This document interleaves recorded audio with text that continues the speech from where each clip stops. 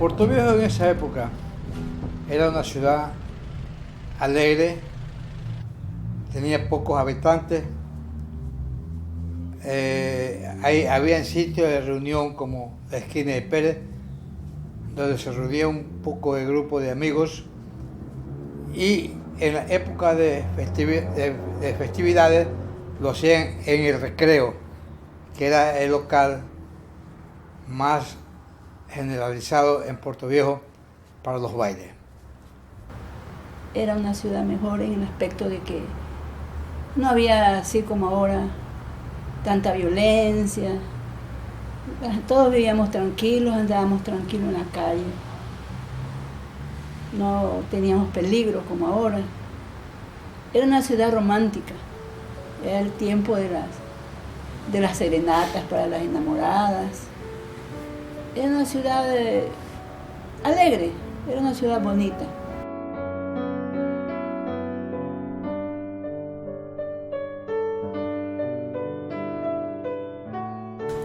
Puerto Viejo era una población que tenía algo más de 20 calles, con una población aproximada a los 20.000 habitantes en la ciudad y sus sectores un poco periféricos, mientras que a nivel de todo el cantón bordeaba los 60.000 habitantes según censo del año de 1960. Una ciudad por lo pequeña que era, todos se conocían, todos nos conocíamos, todos estábamos inmersos en los problemas que se daban en la ciudad y entre las familias. Era un conocimiento general y una amistad muy, muy cercana entre toda la gente del pueblo. Manabí se vio reflejada a sí misma como una provincia de hombres libertarios, de hombres indomables. Al manabita le gusta un poco ver esa imagen de sí mismo como un hombre absolutamente libre, no sujeto a ningún tipo de ataduras, y peor, si estas ataduras implican uniformes y organizaciones piramidales y organizaciones verticales. Puerto Viejo siempre fue festivo, Puerto Viejo siempre fue una población pequeña donde se conocían todos y siempre fue festivo, con estratos sociales claramente identificados. Había estratos sociales altos, medios bajos y bajos.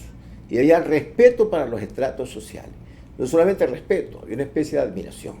Manabí siempre fue una provincia liberal.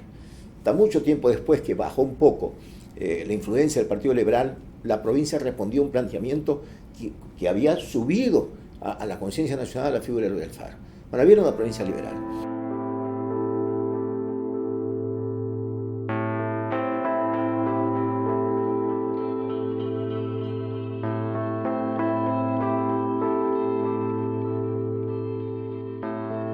Dos años antes, en el año 1958, fines del 57, llegó como jefe del reparto militar el mayor Galo Quevedo Navas. Galo Quevedo es de origen latacungueño, es de Latacunga. Había hecho la escuela militar, como todos en esa época, y ahora también, en Quito. Y había subido de grado y vino proveniente de un reparto de Quito, como jefe del destacamento militar. El destacamento militar estaba ubicado pasando el Puente Rojo, el Puente San José, en lo que ahora vendría a ser la empresa eléctrica. Ahí era el cuartel. Galo Quevedo llegó soltero y llegó con el grado de mayor. Acá Puerto Viejo lo acogió y Manabí le entregó a su esposa, a una señora apellido Zambrano, originaria de Rocafuerte, con quien se casó a inicios del año 59. A mediados del año 58. Era una mujer bellísima. Yo la pude conocer ya anciana, hablamos unas 3 veces, y anciana era bella.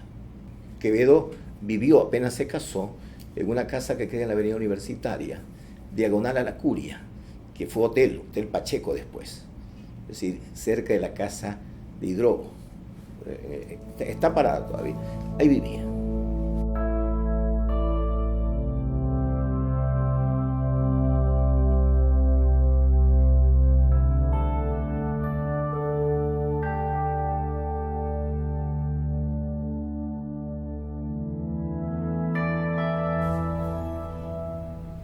Que era hosco, demasiado fuerte el trato.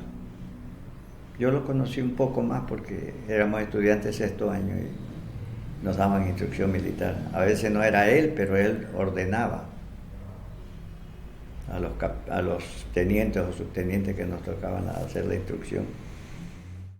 Era un hombre muy serio, muy retraído, un caballero, un hombre muy disciplinado, pero muy cuartelero. A ver si aplicamos bien el término. Un hombre de cuartel, de disciplina militar, de enorme concepto de que la rigidez de la actividad de la persona tiene que ser basada en disciplina y en orden, como todo militar. Pero a mi modo de ver era demasiado militar para el medio.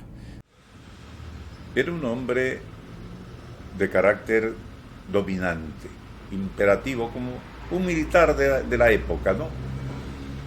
Y trataba, en mi caso, a los estudiantes como si fuésemos soldados listos para una guerra.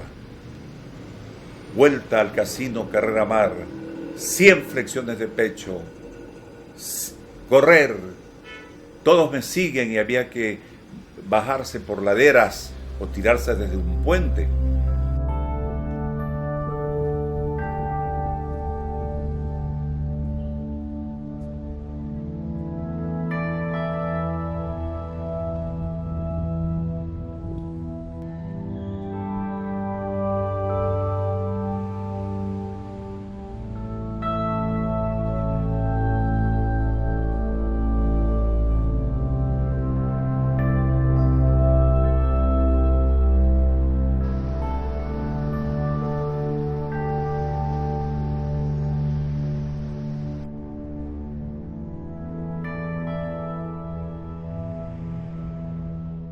Hace 56 años, la familia García Macías era unida.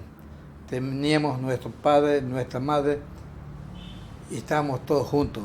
Somos algunos hermanos, Gerardo, el mayor, Pepina, también la mayor, y ahí sigo yo, y ahí sigue Papi. Después de Papi sigue Lucho, Luis. Y después sigue Zoila.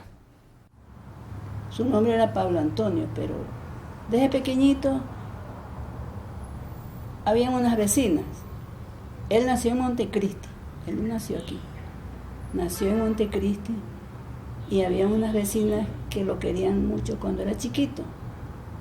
Y lo llamaban, no le decían papi, Pablo, sino que le decían Pavi, Pavi, Pavi. Y se quedó que del Pavi pasó a Papi. Y con eso se quedó para siempre, con Papi. Mi esposo trabajaba ahí en el cuartel, era amanuense, ¿no? Y él pudo haberlo exonerado, o sea que no hiciera la conflicción, como se lo dijo muchas veces. Pero él no, él dijo que él tenía que hacer la conflicción, porque él tenía que irse a Estados Unidos. Papi García, de mi generación, residente en la calle donde yo vivía, en Andrés de Vera, compañero de juego y de colegio, ocurre que era una persona muy querida en Puerto Rico, muy reconocida, y una familia distinguida. Y en 1950 tuvimos nosotros la gran amistad de andar en los movimientos, contarnos las cosas, las anécdotas, contarnos todo lo que hacíamos durante el día. Amigos, pero compartíamos casi como que si fuéramos hermanos, en las buenas, en las malas, viajábamos mucho. Él era de una conducta sobresaliente. Era amigo de los amigos, verdaderamente el amigo que se preocupaba por el otro amigo. Entonces descendía de un buen hogar. Tanto su papá como su mamá, que vivían en la calle Olmedo y 10 de agosto entre Pedro Gual. Y yo vivía en la Ricaute entre Pedro Gual y 10 de agosto. Y es así que él la noche anterior de entrar, él solito, él arregló su maleta, con un entusiasmo como que se iba a una fiesta, con mucha alegría, ¿no? Claro, nosotros todos nos daba pena, porque sabíamos que la vida en el cuartel es dura, pero él no quiso, él no aceptó nada de que él quería entrar. Y así fue que entró. Y a los 3 meses, no, después de poco tiempo, y él se sintió mal, porque en el cuartel ya él ya se sentía arrepentido por la forma como trataban en ese entonces a los conscriptos, ¿no? Los castigaban mucho. Quevedo se encontró con un muchacho indisciplinado y ahí chocan dos estructuras de personas. La una con el sentido de disciplina y de orden, que es lo único que fortifica y salva al ser humano. Y el otro, pues un muchacho de buena familia, muchacho enamorado, muchacho fiestero, un muchacho joven, que no aceptaba el proyecto de disciplina que le imponía. Muchas veces salíamos por el Puente Rojo, como otra vez salíamos nosotros a la vieja cintura del recuerdo. Le pusimos nosotros no Puente Chile, sino la vieja cintura del recuerdo. Ahí nos reuníamos en las noches los amigos, tomábamos un guaro y de ahí nos escuchaban las chicas cantos de apellido Zambrano, pero nosotros le decíamos las amazonas. Yo me decían que efectivamente papi abandonaba las imaginarias, las guardias, y se iba donde su enamorada y volvía 2 o 3 horas después. Que hubo procesos de discusión, que hubo llamados de atención, que hubo inclusive ejercicios físicos exagerados sobre él como castigo de Capitán Quevedo.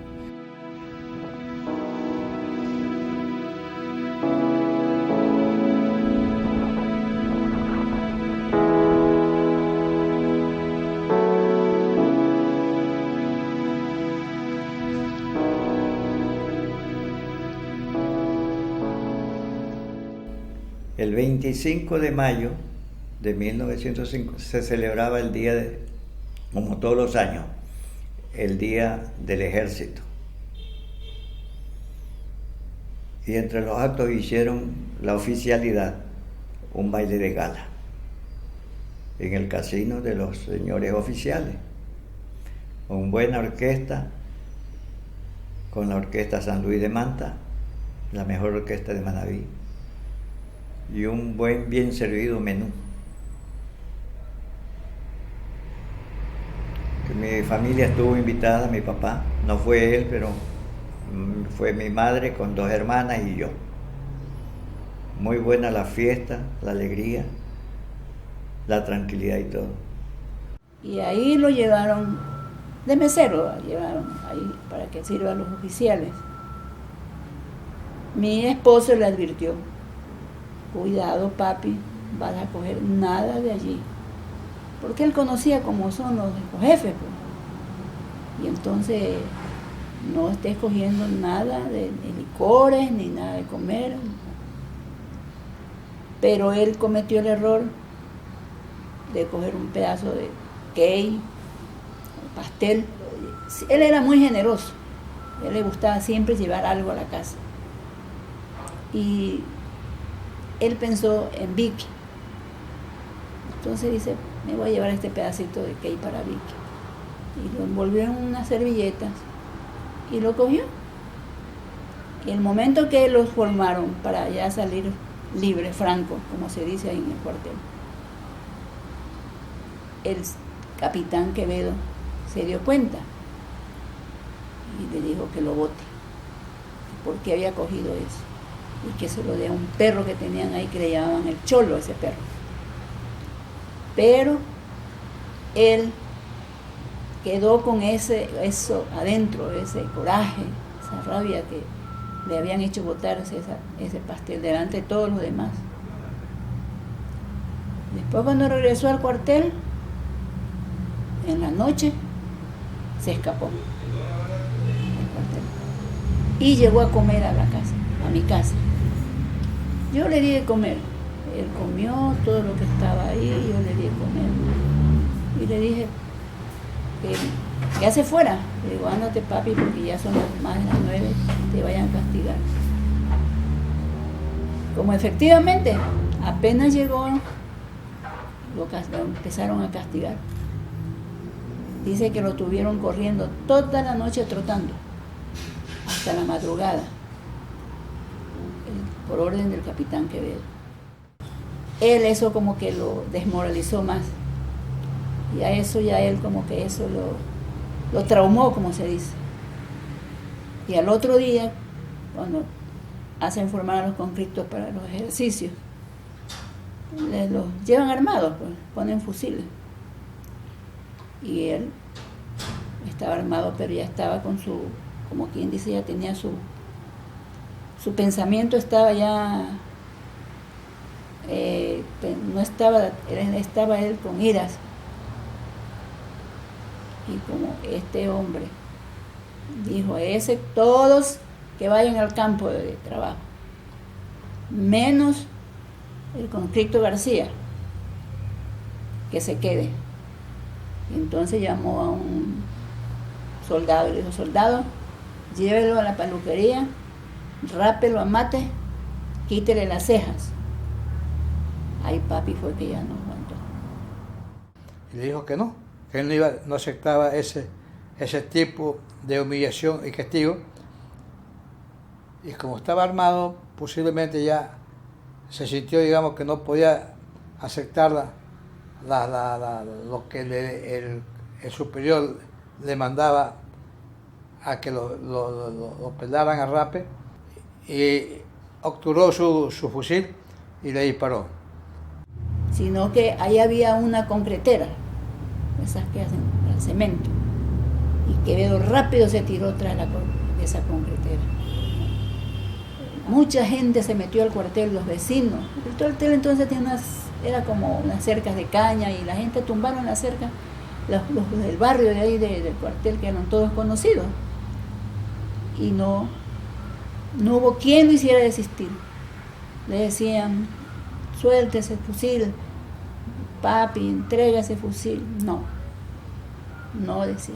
Esto dijo ahí una palabra, me quieren matar, dice, y yo no voy a dejar que me maten.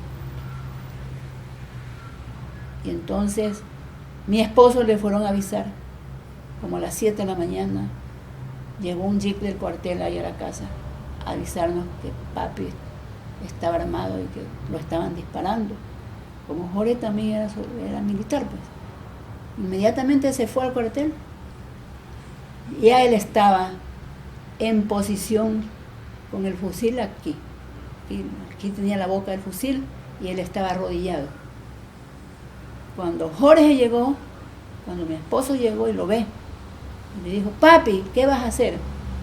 No te me acerques, Jorge, le dije, porque te mato, le dije. O sea que él ya había perdido, como se dice, ya él no pensaba. Él ya lo que quería era actuar. Porque esto lo hace una persona ya cuando está con el alto grado ya de psicológico, cuando está fundido, que toma estas decisiones. Porque no es que dice que el suicidarse es una cobardía, no.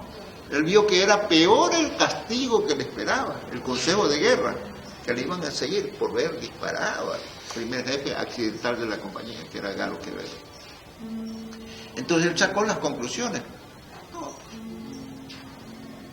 Entonces la decisión es netamente de pantalones. Y dice Jorge que él quiso tirársele pues encima para desarmarlo. Y ahí, bajó el gatillo.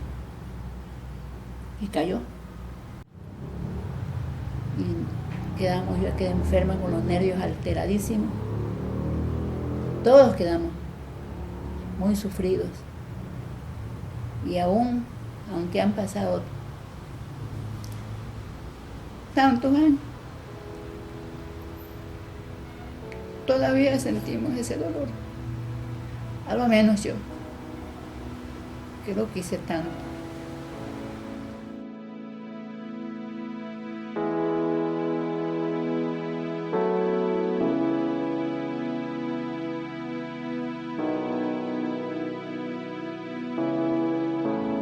Ahí me mandaron a avisar a mi casa con un conscripto lo sucedido. Entonces yo me apersoné al cuartel para traer el cadáver del papi a mi casa.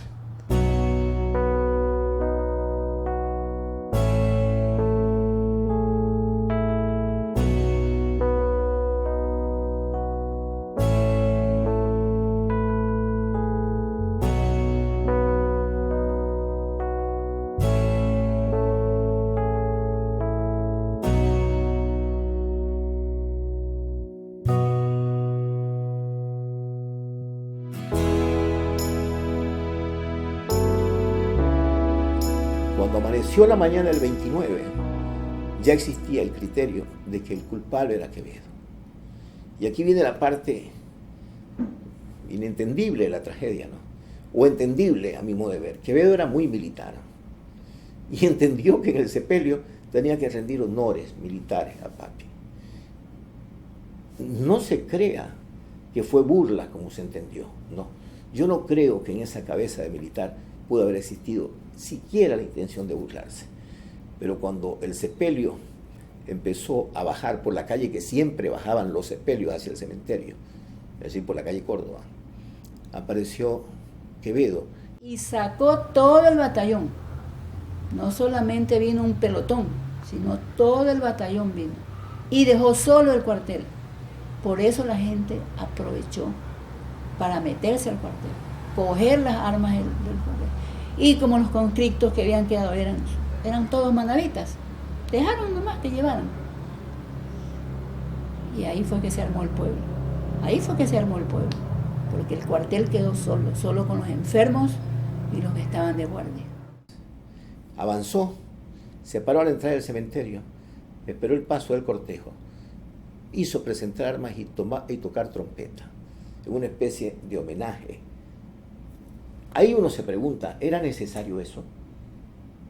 No pudo ver Quevedo el rechazo que provocaba su presencia. Las primeras piedras fueron inmediatas y fue la mano anónima de Fuente Ovejuna la que la lanzó. Ahí no hubo que fue fulano, fue mengano.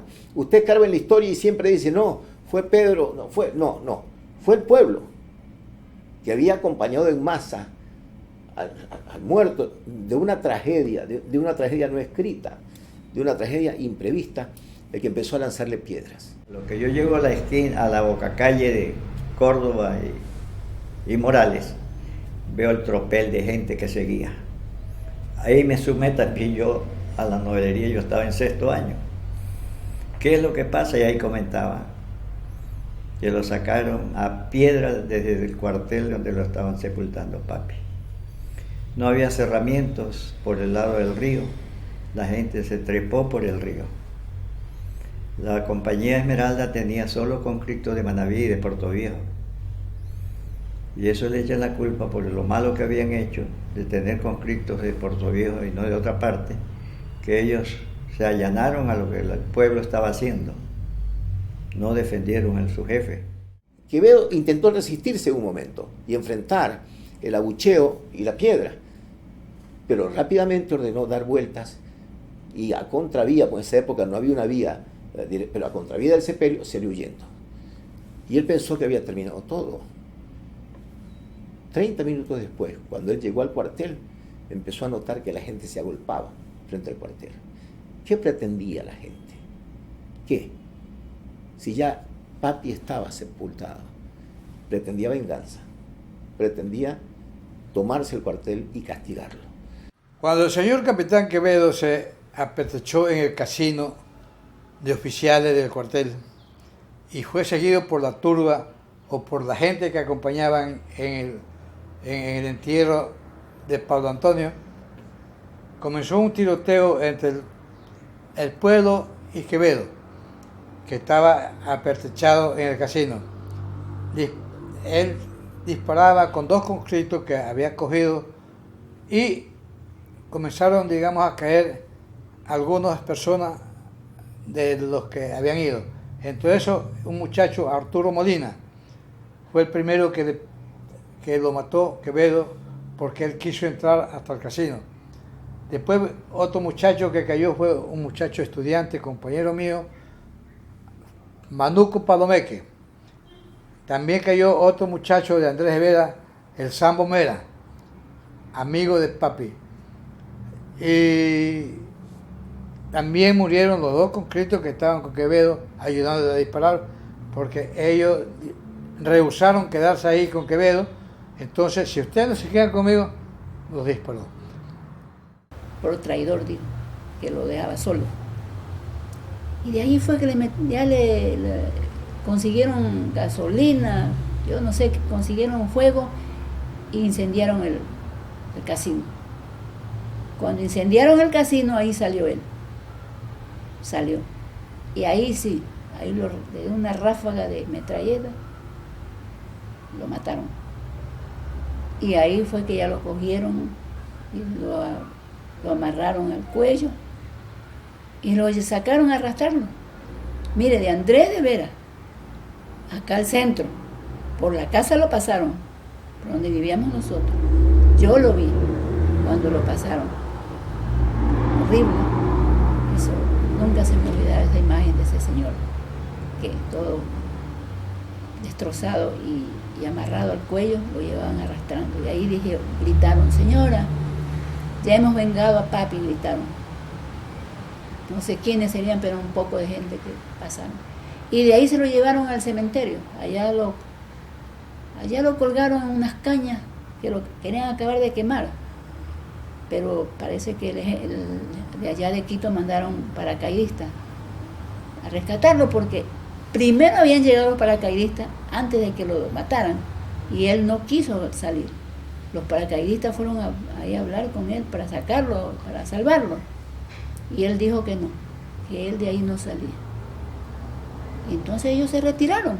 Lo que hicieron fue quedarse así, como quien dice, custodiando. Pero ¿cómo mataban a un pueblo? Si era una inmensidad de gente que había. Ya no pudieron hacer nada.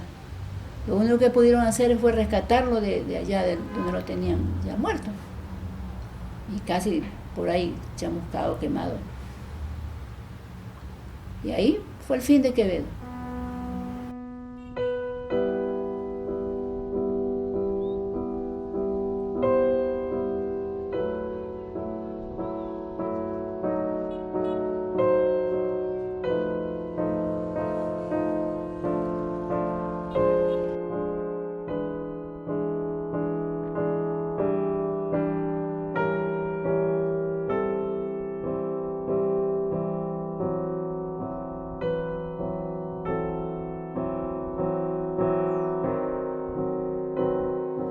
Pablo Antonio García Macías era mi hermano, a quien quise mucho, con todo amor y corazón. Un muchacho de 19 años que murió haciendo la conscripción aquí en Puerto Viejo, el año 59.